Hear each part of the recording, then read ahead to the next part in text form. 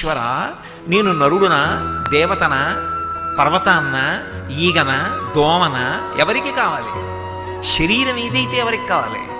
భగవంతుని యందు భక్తి కలిగిన వాడనా? ఆ భక్తి అంటూ ఉంటే నీకు భగవంతుడు ఇచ్చినటువంటి అద్భుతమైనటువంటి ఉపకరణం ఏది తెలుస్తుంది. అది లేదు, అయ్యో ఈ ఇంత గొప్ప ఉపకరణం ఉంది, ఈ ఉపకరణాన్ని పెట్టి నన్ను నేను ఉద్ధరించుకోవాలి. ఉద్ధరేణాత్మనాత్మానం అంటాడు గీతాచార్యుడు.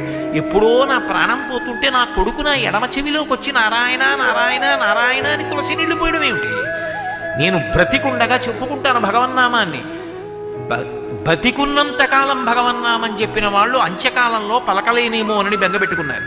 బ్రతికియున్నన్నాళ్ళు నీ భజన తప్పను కాని మరణకాలమునందు మరతునేమో, ఆవేళ యమదూతల అగ్రహంబున వచ్చి ప్రాణముల్ పెకలించి పట్టునప్పుడు కపవాత పైత్యముల్ కప్పగా